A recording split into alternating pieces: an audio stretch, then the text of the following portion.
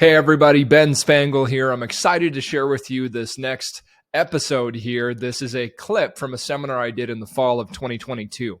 And in this, 20-minute clip here, what I'm going to be sharing with you is how the mind works. How are you creating results on a conscious and subconscious level? We're going to hear some question and answering and comments from some of the audience as well too. And then also a little bit on how did your mind become programmed on an unconscious level?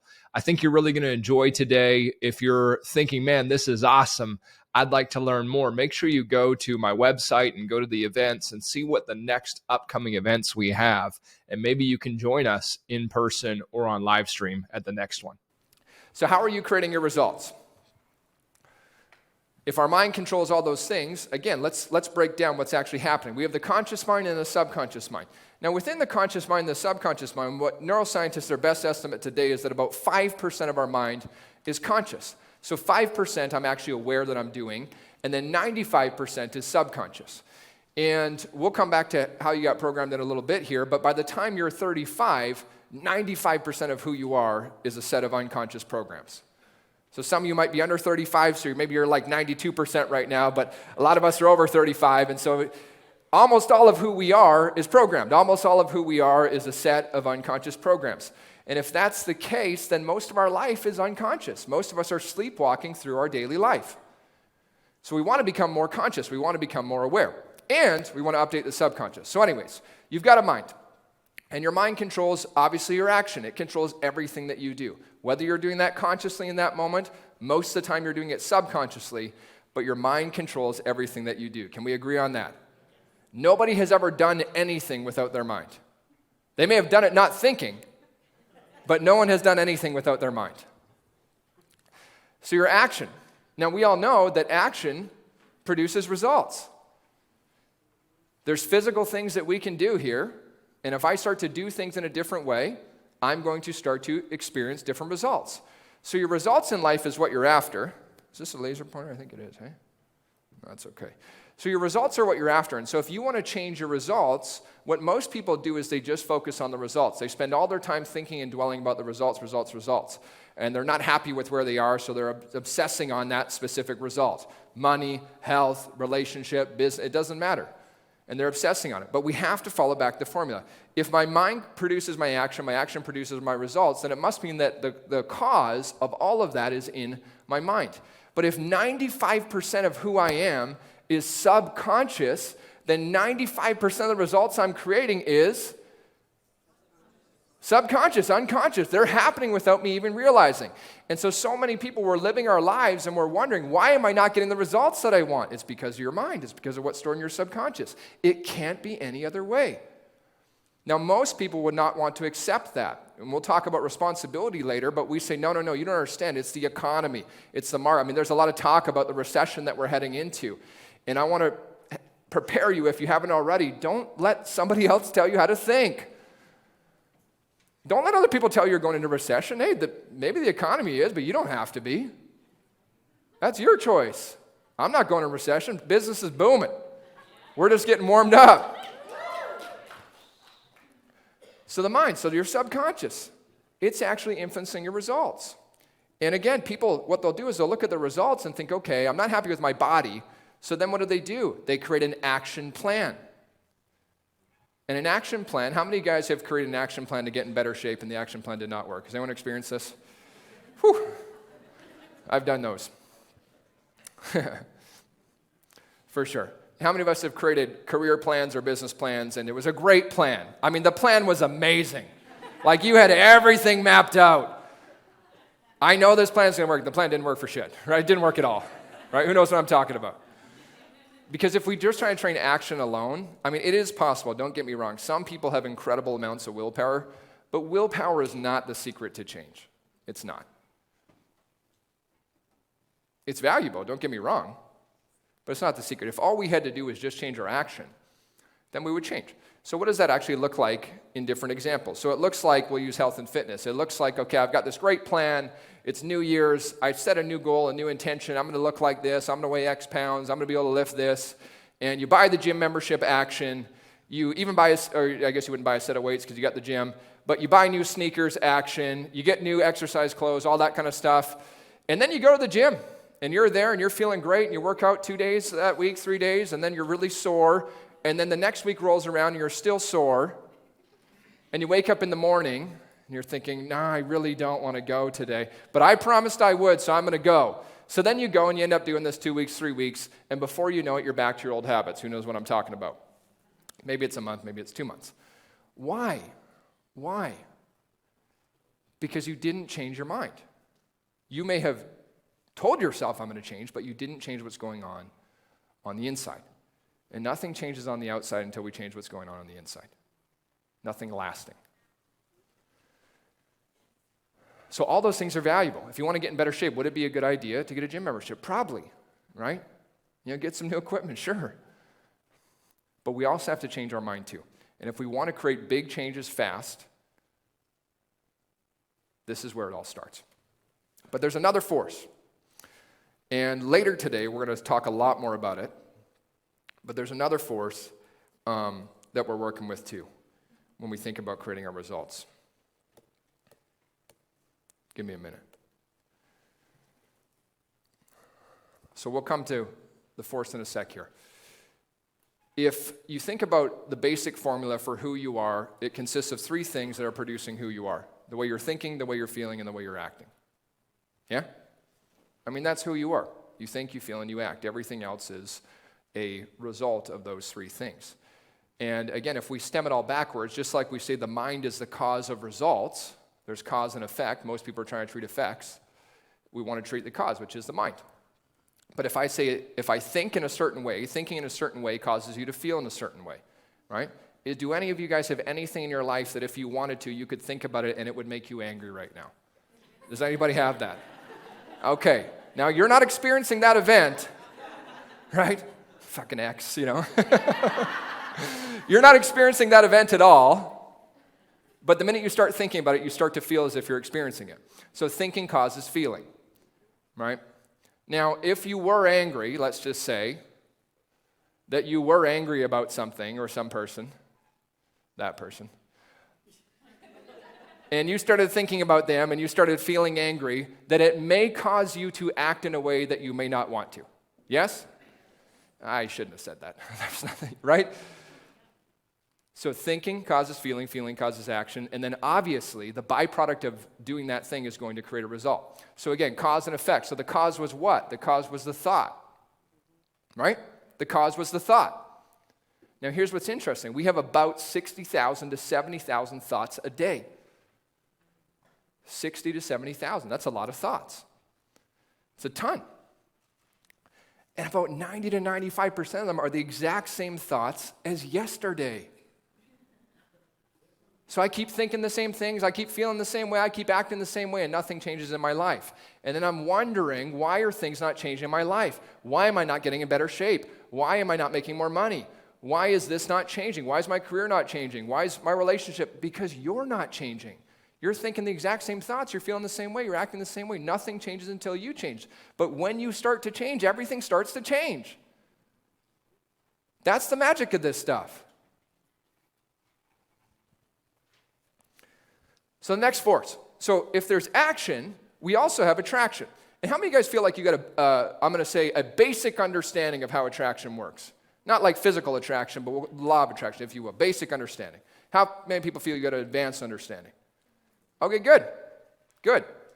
So attraction. So there's 2 things happening. There's what I physically do, and what I physically do causes a result, absolutely. But there's also what I attract into my life. And attraction, we're going to spend a lot of time later today on it, but here's the basic rule of attraction. Like attracts like. That's the basic rule. So, as an example, if you're thinking negatively, have you ever noticed that you seem to start thinking more negative thoughts?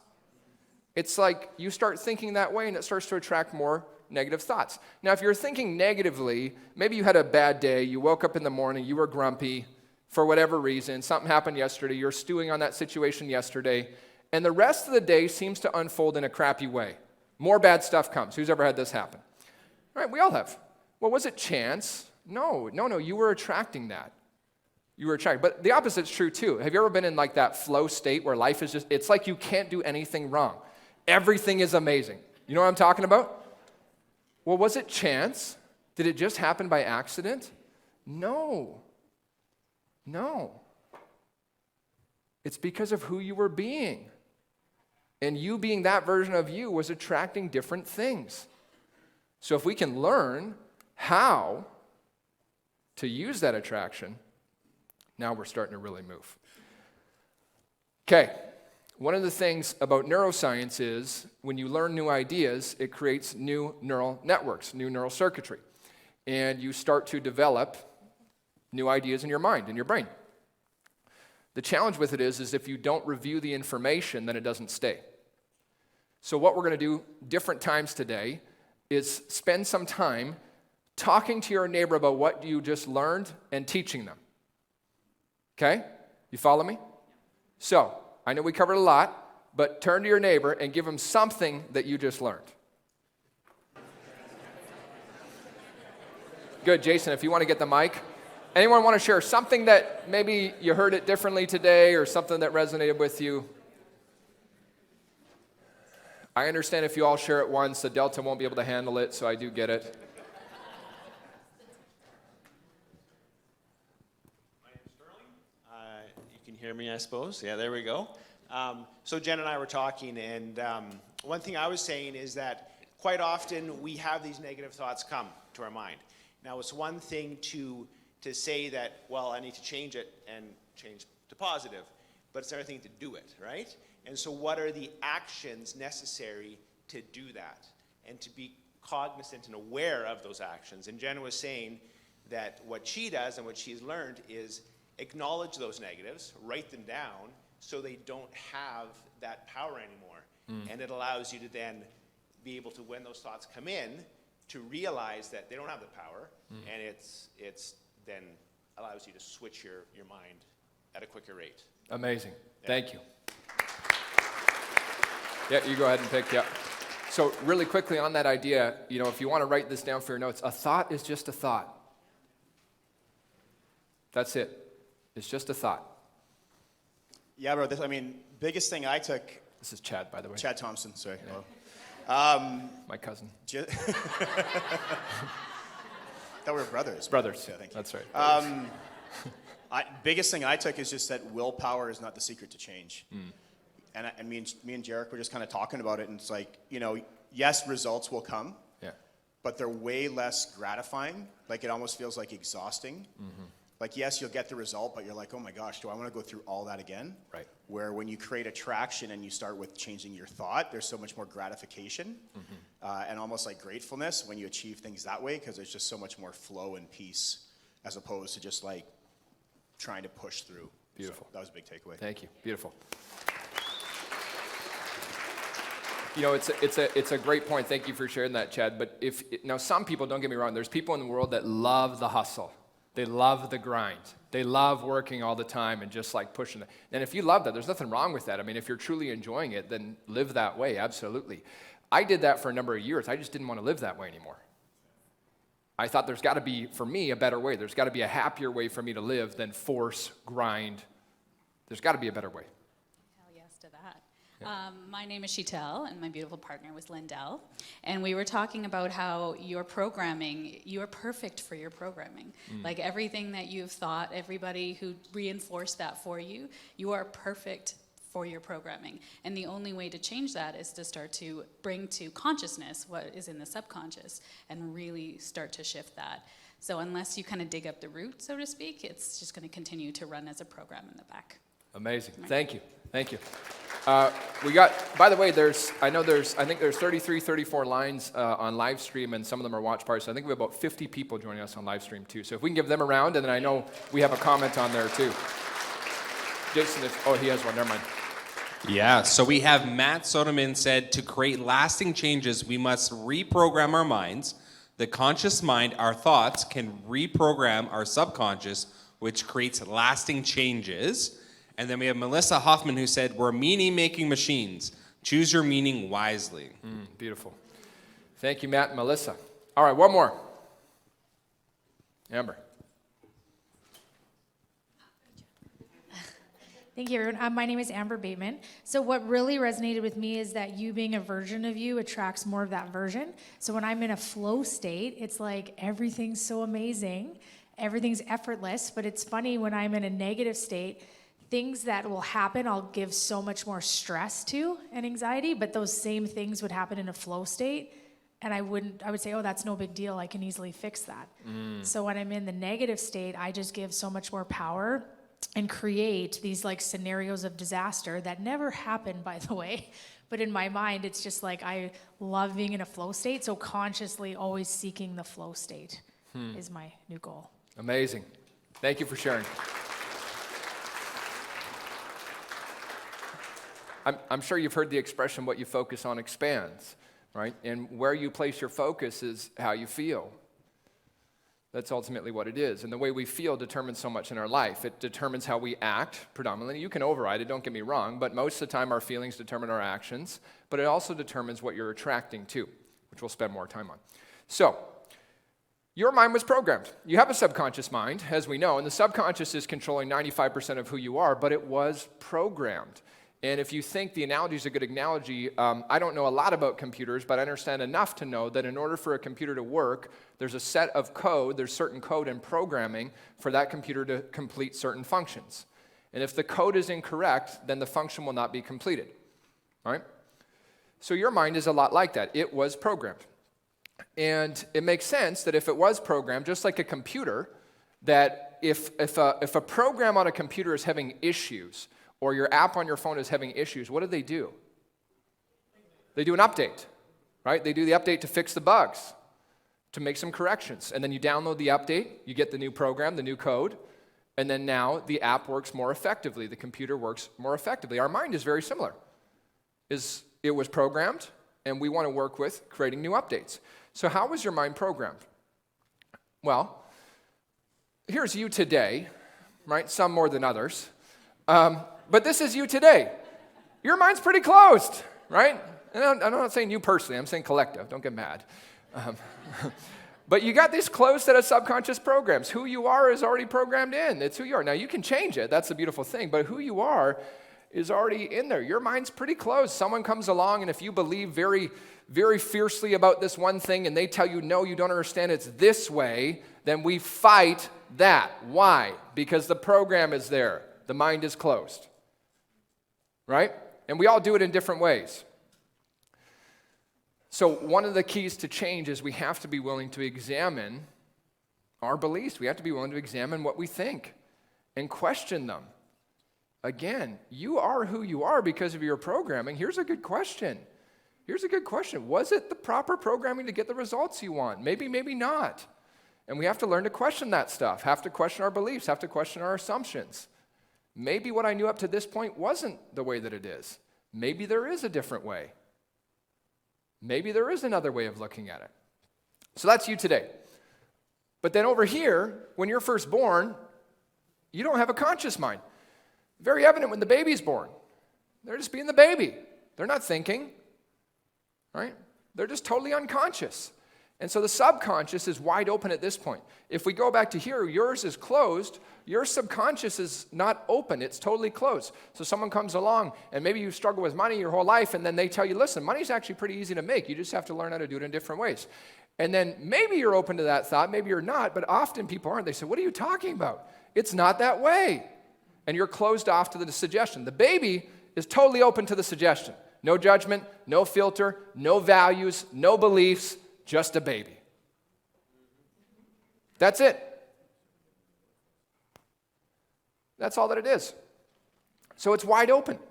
And if we're going to talk more about it in a bit, but if you imagine the subconscious like a garden, a wide open garden, fertile soil, the most fertile soil that you could ever come across, and then we planted seeds, the garden doesn't ask what you're planting. And it doesn't care what you're planting. It just grows. So if you plant tomatoes, but you say, I wanted carrots, it doesn't matter how many times you tell the garden. It's going to give you tomatoes.